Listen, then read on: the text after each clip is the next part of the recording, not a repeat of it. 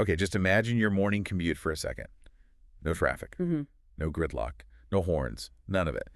Instead of being stuck on a freeway, Mm-hmm. you just lift off straight into the air and glide over, say, the densest parts of New York City. It's a classic sci-fi dream, right? I mean, for decades, that was pure Blade Runner or the Jetsons. The whole idea of, flying cars as a daily thing Yeah, it was just fiction. exactly. But that's the thing. Today, that sci-fi fantasy is actually starting to collide with reality. Mm. We're seeing major aviation companies, a ton of startups, with real aircraft. They're actually flying them. They are flying them, Yeah. and they all seem to be pointing to one single, really ambitious date, 2030. And that's our whole mission for this deep dive. We're going to figure out if that 2030 goal for urban air taxis is realistic, based on actual engineering and rules, Yeah. or if it's just another tech dream that's going to fizzle out. Okay, let's unpack this. So before we even get to 2030, we have to be super clear about the technology we're talking about. Yeah. Because this isn't about putting wings on a car. No, not at all.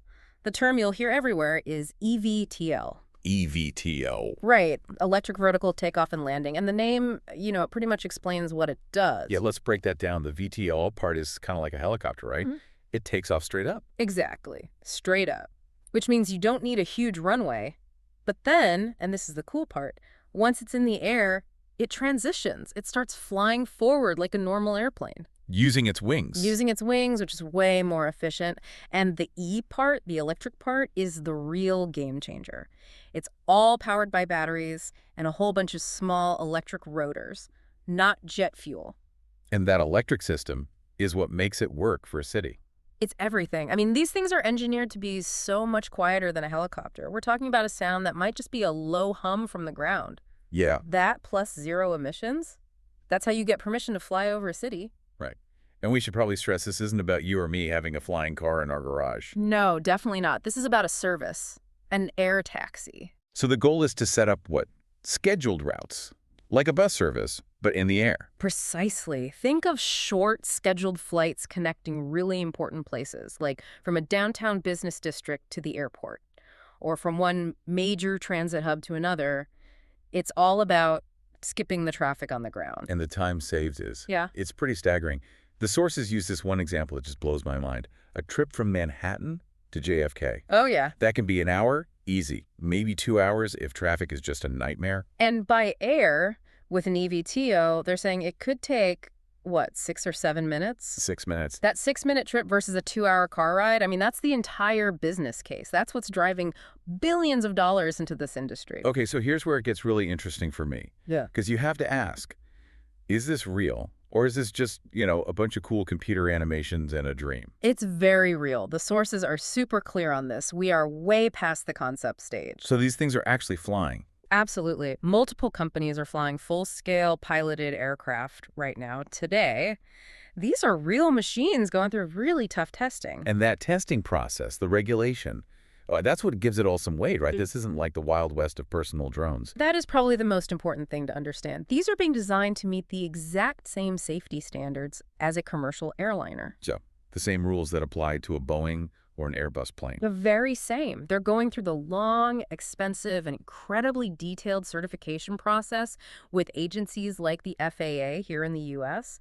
There are no shortcuts. I mean, the industry knows that public trust is everything. One serious accident early on, and the whole thing could be set back by a decade. Okay, so speaking of tough environments, let's talk about the ultimate test case. Yeah. New York City. Why is everyone so focused on New York? Because if you can make it work in New York, you can pretty much make it work anywhere. It has every single challenge all at once, tacked into one place. You've got the dense population, for one. An incredibly dense population. Then you have some of the most complex, crowded airspace in the world. You've got very strict safety rules already in place. And maybe the biggest one, Noise. noise. People in New York are already very, very sensitive to helicopter noise. So any new aircraft is going to be under a massive microscope. So it's not just a market, it's like the final exam. It's the final exam, exactly. If you can prove it's safe, quiet, and reliable there, you've got a blueprint for the rest of the world. All right, but let's do a reality check here. Because while the tech is cool, The path to 2030 has got to be full of obstacles. The sources are pretty clear that this isn't going to be easy. Oh, not at all. It's like juggling four huge, very complicated things at the same time, and you can't drop any of them. Okay, so let's walk through them. What's the first big one? The first is the one we just talked about, certification. Getting that official stamp of approval from the FAA or its equivalent. Because this is a brand new type of aircraft, they have to prove everything is fail-safe. The batteries, the software, the rotors, that means thousands and thousands of hours of flight testing. It takes years. Okay, so that's the aircraft itself. Mm-mm. But once it's certified, you still have to land it somewhere. And that's hurdle number 2, infrastructure. You need places for these things to take off and land, which the industry is calling vertiports. And a vertiport isn't just a painted circle on a roof, I'm guessing.